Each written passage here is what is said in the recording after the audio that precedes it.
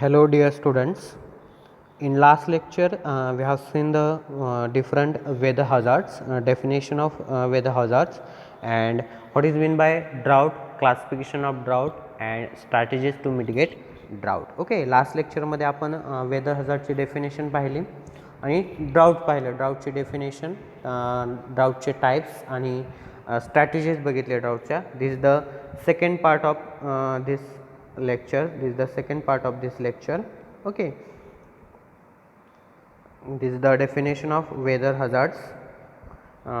Then drought, what is meant by drought, classification of drought, then strategies to mitigate the drought. These are the different strategies which is used to mitigate the drought.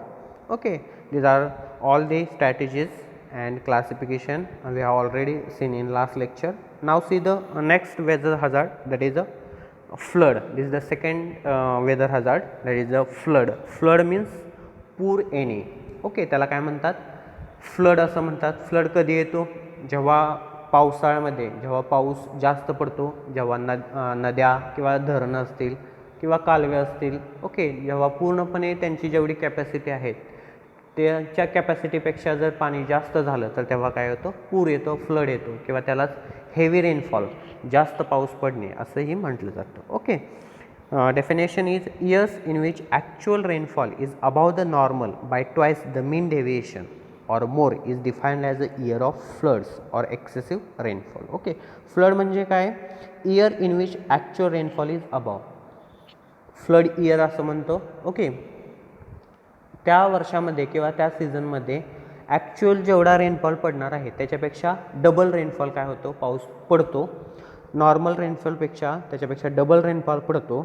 Is more is defined as a year of floods. त्याला काय म्हटलं जातं, flood असं म्हटलं जातं. Suppose आपल्या रिजनमध्ये 100 mm एवढा रेनफॉल पडत असेल, पण त्या वर्षामध्ये 200 mm रेनफॉल पडला किंवा 200, 300, 400 mm रेनफॉल पडला तर काय होणार, जे काही वॉटर सोर्सेस आहेत ते पूर्णपणे भरतील. भरल्यानंतर एक्सेस जे काही पाणी आहे किंवा हेवी रेनफॉल पडल्यानंतर, जास्त पाऊस पडल्यानंतर जे एक्सेस पाणी राहील that is called as floods, असं फ्लड असं म्हटलं जातं.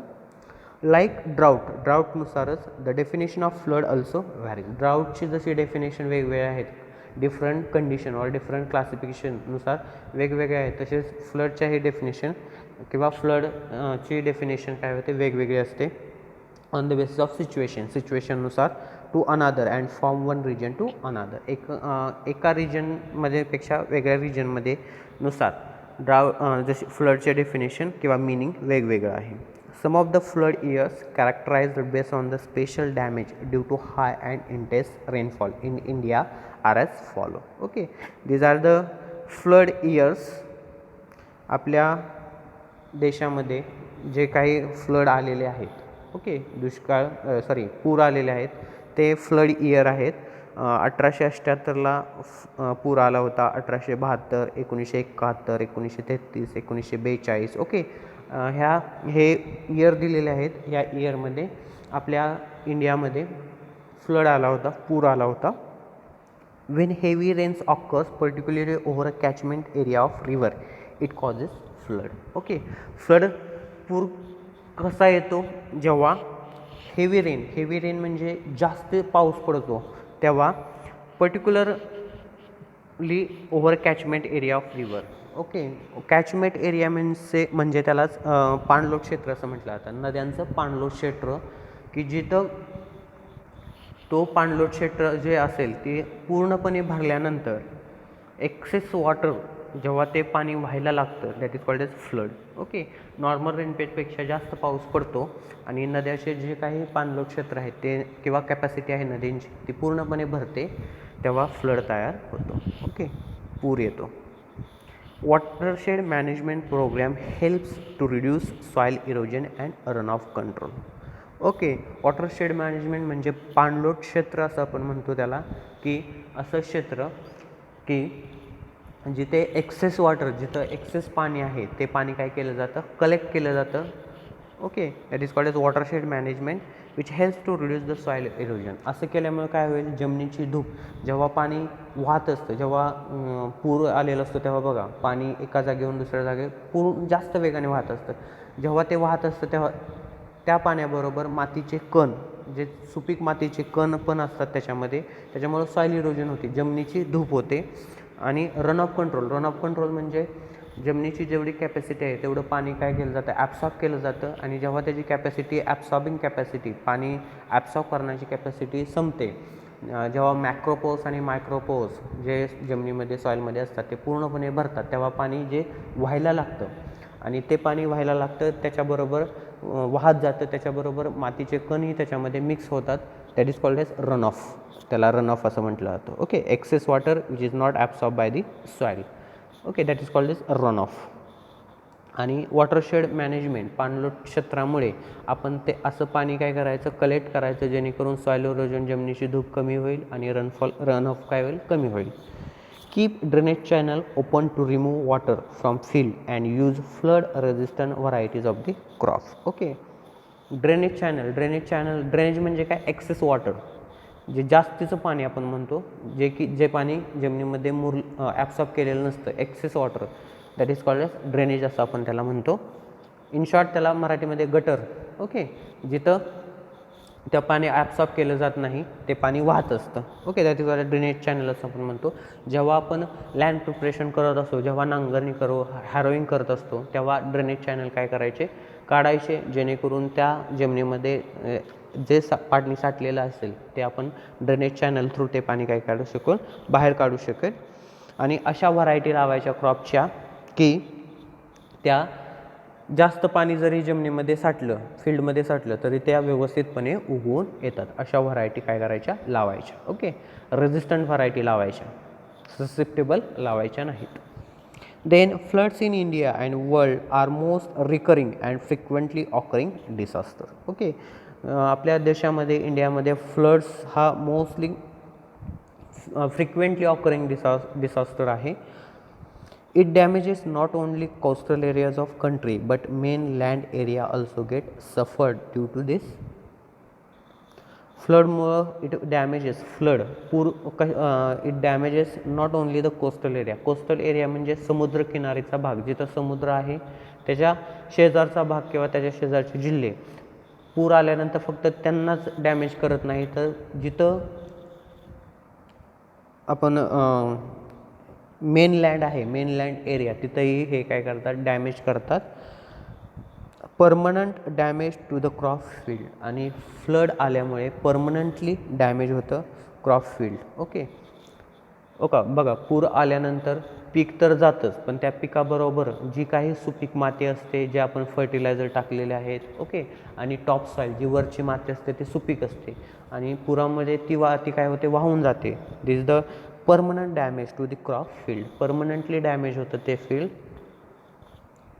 Reduce productivity by the entry of sea water in to the field near a coastal areas. It reduces the flood, reduces the productivity.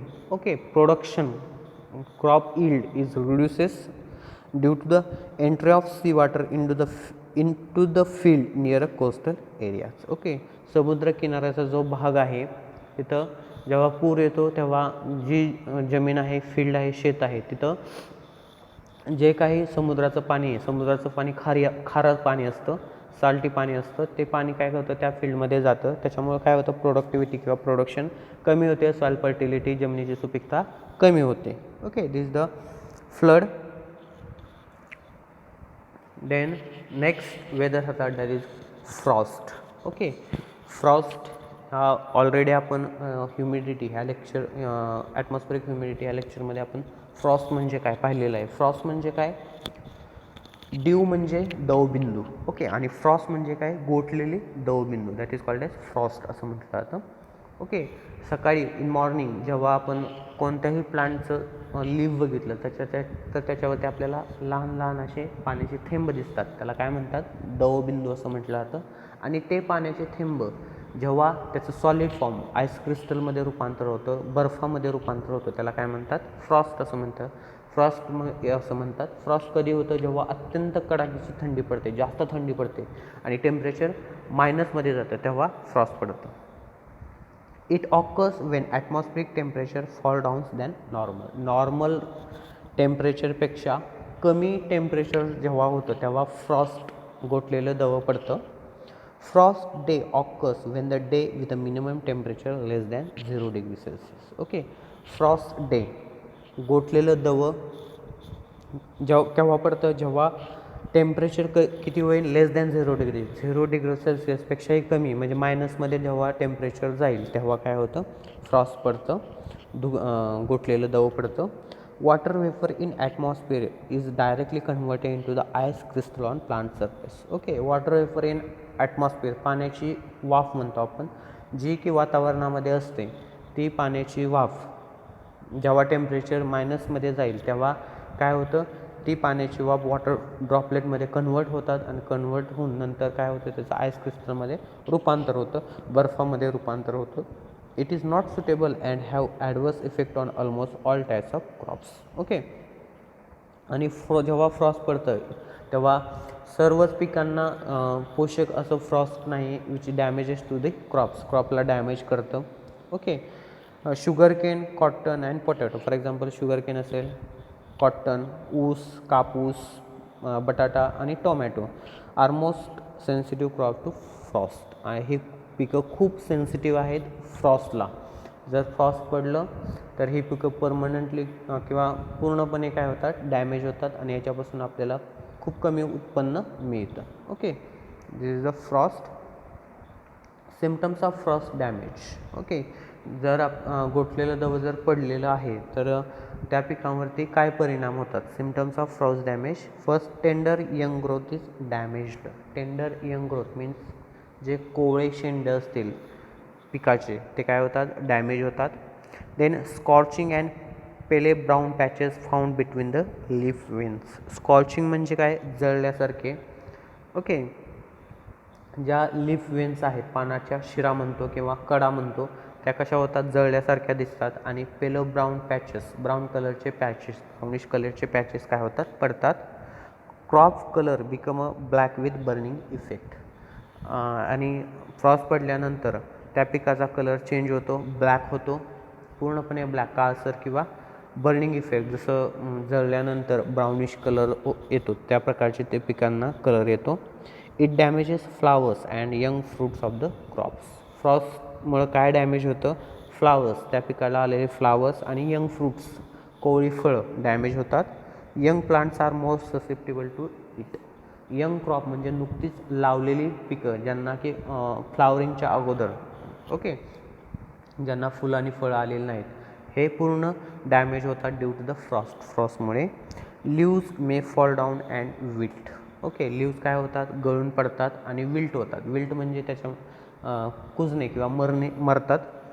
आणि हाय स्पायकली स्टर्लिटी वीट. आणि Frost पडल्यानंतर suppose गहू लावलेला आहे आणि फ्रॉस्ट पडले तर स्टरिलिटी, हाय स्पायकली स्टरिलिटी म्हणजे काय होतं, ग्रेन्स काय होत नाहीत, भरले जात नाहीत. स्पायकलेटमध्ये जे काही गव्हाची लोंबी असेल, ओके, त्याच्यामध्ये स्टरिलिटी येते, फंक्शनल ग्रेन्स काय होत नाहीत, भरले जात नाहीत. This the symptoms of frost damage. Frost damage करतं. Then preventive measure. Preventive measures काय आहेत, जर फ्रॉस्ट आलेला आहे, फ्रॉस्ट पडलेला आहे, तर प्रिव्हेंटिव्ह मेजर किंवा पडायच्या अगोदर काय काळजी घेतली पाहिजे. Mulching with proper materials. ते क्रॉप, फॉर एक्झाम्पल बागा असतील, डाळिंब, पोमोग्रेनेटवरती जास्त इफेक्ट पडतो किंवा डॅमेज होतात, म्हणून ते क्रॉप काय करायचं, mulching with proper material, crop पूर्णपणे काय करायचं, मल्च करायचं, कव्हर करायचं प्रॉपर मटेरियलने. Choose crop plants which are hardy and resistant to frost. अशी पिकं लावायची की ती फ्रॉस्ट पडल्यानंतर किंवा फ्रॉस्टला रेजिस्टंट आहेत किंवा हार्डी असतात, काही त्यांच्यावरती इफेक्ट होत नाही. Irrigate crop as soon as frost is forecasted to susceptible crops. आणि जे ससेप्टेबल क्रॉप्स म्हणजे लगेच बळी पडणारे जी पिकं असतील फ्रॉस्टला, जर आपल्याला वेदर फोरकास्टिंग थ्रू समजलं की उद्या फ्रॉस्ट पडणार आहे, तर आपण आदल्या दिवशी काय करायचं, त्या पिकाला पाणी द्यायचं, जेणेकरून त्याच्यावरती फ्रॉस्टचा काय होत नाही, डॅमेज होत नाही किंवा इफेक्ट होत नाही. Make smoke by burning waste vegetation in the field. Okay, smoke म्हणजे धूर करायचा, बाय बर्निंग वेस्ट व्हेजिटेशन, जे वेस्ट मटेरियल आहे, वेस्ट ऑर्गॅनिक मटेरियल आहे, ते काय करायचं, त्या फील्डमध्ये त्या क्रॉपच्या फील्डमध्ये काय करायचं, बर्न करायचं, धूर तयार करायचा, जेणेकरून त्या फ्रॉस्टचा त्या पिकावरती काही परिणाम होणार नाही. Then balance fertiliser make the plant sturdy. Okay, balance fertilisation apply करायचं, जेणेकरून प्लांट काय होतील, स्टर्डी होतील. Okay, these are the different preventive measures of frost. Then next weather hazard, that is a tropical cyclone. Cyclone म्हणजे काय, last लेक्चरमध्ये आपण बघितलेलं आहे. विंड या टॉपिकमध्ये सायक्लॉन्स म्हणजे काय आणि अँटी सायक्लॉन म्हणजे काय. सायक्लॉन म्हणजे चक्रीवादळे असं आपण म्हणतो, आणि ट्रॉपिकल रिजन म्हणजे हॉट अँड ह्युमिड त्याला काय होतं, लागतं. That is called as tropical cyclone. उष्ण कटिबंधीय वादळे असं आपण त्याला मराठीत म्हणतो. डेफिनेशन काय आहे सायक्लॉनची, अ स्टॉर्म म्हणजे वादळ, ऑफ क्लोज आयसोबार म्हणजे a line joining the equal प्रेशरने लाईन जॉईन होतात. That is called as isobar with the lowest pressure, आणि कमीत कमी हवेचा दाब तयार होतो ॲट द सेंटरला, is called as cyclone. Okay, सायक्लॉनमध्ये लो प्रेशर असतं ॲट द सेंटर, आणि अँटी सायक्लॉनमध्ये हाय प्रेशर असतं at the centre. A storm of close isobar with the lowest pressure at the centre is called as cyclone. Okay, lowest pressure at the centre that is called as cyclone असं म्हटलं जातं. It is the atmospheric disturbance in which the air pressure decreases at a particular location and there is a movement of air towards the center. It develops when the wind velocity is more than 34 knots. Knot म्हणजे काय, it is a unit of measurement of wind measure करण्याचं unit त्याला काय म्हटलं जातं, knot असं म्हटलं जातं. जेव्हा विंड स्पीड वाऱ्याचा वेग मोर दॅन 34 नॉट्स 34 नॉटपेक्षा जेव्हा वाऱ्याचा वेग जास्त असतो तेव्हा सायक्लॉन्स काय होतात, तयार होतात. Clockwise direction in Southern hemisphere. Okay, clockwise direction म्हणजे घड्याळाच्या दिशेने, जसं घड्याळाच्या दिशेने काटे फिरतात त्या डायरेक्शनने, क्लॉकवाईज डायरेक्शनने साऊथर्न हेमिस्फियरमध्ये आपल्याला हे दिसतात, दक्षिण गोलार्ध. साऊथर्न हेमिस्फियर म्हणजे काय, दक्षिण गोलार्ध, आणि अँटी क्लॉकवाईज घड्याळाच्या विरुद्ध दिशेने फिरतात. That is called as in northern hemisphere. North म्हणजे उत्तर गोलार्धात. ओके, दक्षिण आणि उत्तर गोलार्धात, दक्षिण गोलार्धात क्लॉकवाईज आणि उत्तर गोलार्धात अँटी क्लॉकवाईज डायरेक्शनने काय होतं, वारे काय होतं, फिरतं. क्लॉकवाईज डायरेक्शन म्हणजे घड्याळाच्या दिशेने, आणि अँटी क्लॉक म्हणजे घड्याळाच्या विरुद्ध दिशेने. ओके, दिस द घड्याळाच्या आणि anti clockwise direction that is called as cyclones. It is also called as low आणि डिफ्रेशन्स. सायक्लॉन्सलाच काय म्हटलं जातं, लोज किंवा डिफ्रेशन्स असं म्हटलं जातं. Okay, then tropical cyclones are among the most destructive of all natural hazards. जे काही नॅचरल हजार्ड्स आहेत त्याच्यापैकी ट्रॉपिकल सायक्लॉन वादळे, उष्णकटिबंधीय वादळे हे सर्वात जास्त डिस्ट्रक्टिव्ह आहेत, डॅमेज करतात क्रॉपला. It direct destructive of vegetation. पूर्णपणे जे व्हेजिटेशन आहे, जी पिकं आहेत ते काय करतात, डिस्ट्रक्ट करतात. इन्फ्रास्ट्रक्चर, फॉरेस्ट आणि soil fertility. Direct destruction of tropical cyclones काय डिस्ट्रक्ट करतात, व्हेजिटेशन. ओके, क्रॉप पिकं, इन्फ्रास्ट्रक्चर, बिल्डिंग. ओके, फॉरेस्ट, जंगल, आणि सॉईल फर्टिलिटी, जमिनीची सुपीकता. म्हणजे जेव्हा वादळ येतं, सायक्लॉन येतं, तेव्हा त्या वाऱ्याबरोबर जी काही सुपीक मातीचे कण असतात फील्डमध्ये ते एका जागेवरून दुसऱ्या जागेवर ती काय होतात, जातात. That is called as soil fertility किंवा सॉईल इरोजन लॉसेस असं आपण म्हणतो. It damages the crop heavily by causing lodging. Okay, lodging म्हणजे काय, पीक पडणे. Okay, that is called as lodging. पडल्यानंतर त्यांचं स्टेम काय होतं, कुजतं. That is called as lodging. आणि जेव्हा सायक्लॉन्स येतात तेव्हा बघा, जेव्हा वारे येतं तेव्हा पिकं काय होतात, पडल्यामुळे ते काय होतात, कुजतात. किंवा जे पिकांना पाणी दिलेलं आहे आणि वादळ आलेलं आहे त्यावेळेस काय होतं, ते पीक पूर्णपणे काय होतं, अप्रूट होतं, उपटलं जातं. कारण खाली त्याचे जे रूट्स असतात ते लूज झालेले असतात पाणी दिल्यामुळे. आणि ते अप्रूट होऊन एका जागेवरून दुसऱ्या जागेवर काय होतात, फेकले जातात. It damages the crop heavily by causing lodging and uprooting of the crop plants from the field. Okay. Tropical cyclone काय कॉज करतं, इट कॉजेस द लॉजिंग, पीक पडतं, पीक पडल्यामुळे ते कुजतं, कुजल्यामुळे ते पूर्णपणे काय होतं, डॅमेज होतं. अँड अप्रूटिंग, काही क्रॉप्स किंवा पिकं काय होतात, अप्रूट होतात. Not all impact of cyclones are negative. Okay.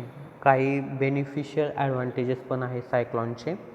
Some are beneficial for increasing the water availability in the critical regions. Okay, availability of water is increases due to the tropical cyclones. Okay, tropical cyclone मध्ये wind असतात, wind जेव्हा वाहतं तेव्हा त्याच्याबरोबर पाणी काय होतं, losses होतात. त्याच्यामुळं जिथं क्रिटिकल रिजन आहे, वॉटर क्रिटिकल रिजन आहे, तिथं it increases the water availability. Water availability काय होतं, वाढवतं.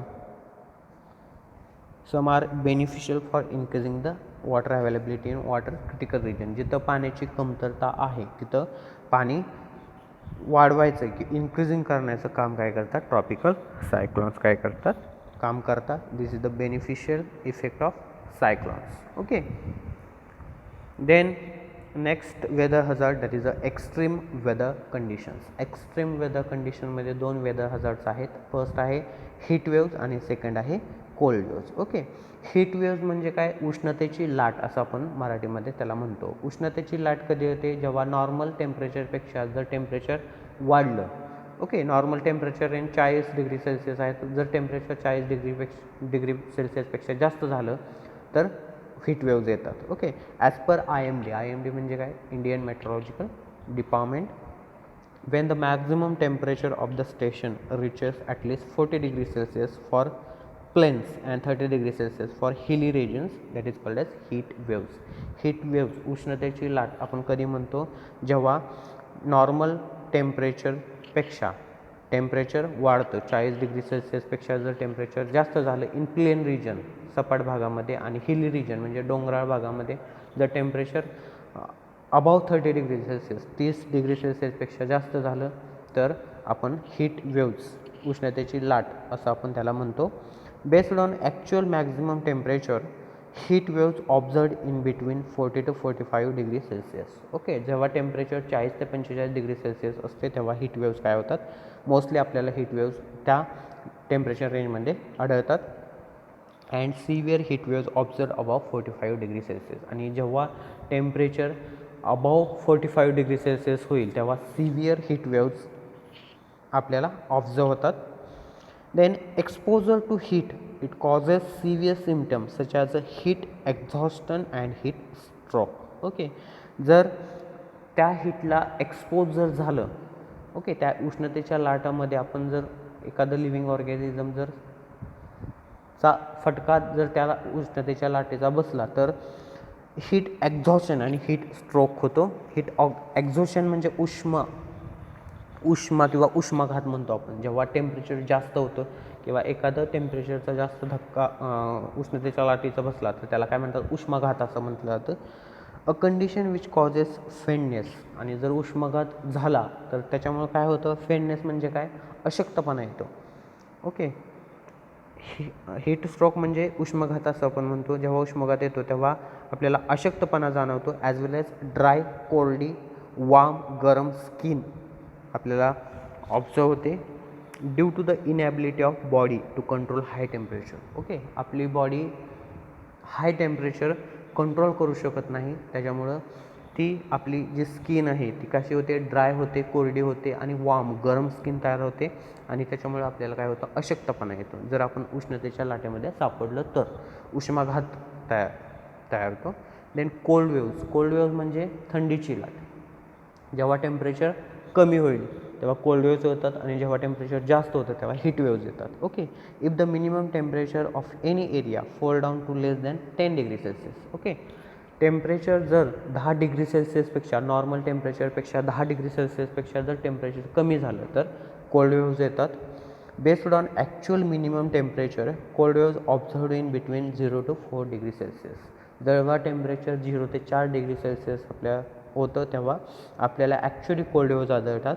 आणि सिव्हिअर कोल्ड वेव्ज, जास्त सिव्हिअर किंवा जास्त सिरियस कोल्ड वेव्ज आपल्याला कधी आढळतात? Observed in the temperature is less than 4 degree Celsius. 4 degree सेल्सिअसपेक्षा टेम्परेचर जर कमी झालं त्याच्यापेक्षा तर सिव्हिअर कोल्ड वेव्ज काय होतात? आढळतात. A cold wave can cause death and injury to livestock and wild life. आणि जर कोल्ड वेव्ह थंडीची लाट जर आली तर it causes death and injury. काही ॲनिमल्स जे लायस्टॉक आहेत ते काय होतात? त्यांना मरतात, डेथ होते त्यांची किंवा इंजुरी होते, जखम तयार होते. It is expose to cold mands greater caloric intake for all animals including humans. And if a cold wave is accompanied by heavy and persistent snow, grazing animals may be unable to reach needed food and die for hypothermia and starvation. Okay. Snow म्हणजे काय? Last लेक्चरमध्ये आपण पाहिलं snow म्हणजे काय. जर cold wave आलेले आहेत आणि त्याच्यामध्ये जर स्नो पडलं, स्नो म्हणजे काय? बर्फ पडणे किंवा हिम पडणे असं म्हणतो. बर्फ जर पडला तर त्याच्या बर्फ पडल्यामुळे जे ग्रेज्ड ॲनिमल्स आहेत, म्हणजे जे आपण चरायला नेणारे जे प्राणी आहेत, त्यांना व्यवस्थित चारा मिळत नाही आणि चारा न मिळाल्यामुळे काय होतं? स्टार्वेशन. स्टार्वेशन म्हणजे त्यांची उपासमार होते. ओके. बर्फ पडल्यामुळे चारा मिळत नाही, चारा न मिळाल्यामुळे स्टार्वेशन होतं, उपासमार होते आणि त्याच्यामुळे ते ॲनिमल्स काय होतात? मरतात. This are the cold waves. Okay. Heat wave आणि कोल्ड वेव्ह. जेव्हा टेम्परेचर कमी होतं तेव्हा कोल्ड वेव्ह येतं, लेस दॅन 4 डिग्री सेल्सिअस. आणि जेव्हा टेम्परेचर वाढतं अबाव 40 डिग्री सेल्सिअस तेव्हा काय येतं? Heat waves. उष्णतेची लाट आणि थंडीची लाट येते. Both which are dangerous to human beings as well as animals. Okay. This the weather hazards. Okay. कोणकोणते वेदर हजार्ड्स आहेत? Drought. First weather hazard drought आहे. सेकंड आहे फ्लड्स. ओके. किंवा त्यालाच हेवी रेनफॉल असं म्हटलं जातं. अँड थर्ड आहे tropical cyclones. Okay. Tropical cyclone. Then fourth आहे थर्ड ट्रॉपिकल सायक्लॉन. फोर्थ आहे फ्रॉस्ट. फिफ्थ आहे हीट वेव्ज आणि सिक्स्थ आहे cold wave. These are the extreme weather conditions आहेत, हीट वेव्ज आणि कोल्ड वेव्ह. यांच्या डेफिनेशन आणि त्यांचं डॅमेज, क्रॉपवरती काय इफेक्ट होतो किंवा हे वेदर हजार्ड्स येण्याच्या अगोदर आपण काय काळजी घेतली पाहिजे. Okay. This is the most important lecture. Short नोट्ससाठी तुम्हाला याच्यावरती या टॉपिकवरती क्वेश्चन विचारले जातात. So this is the most important lecture. Thank you.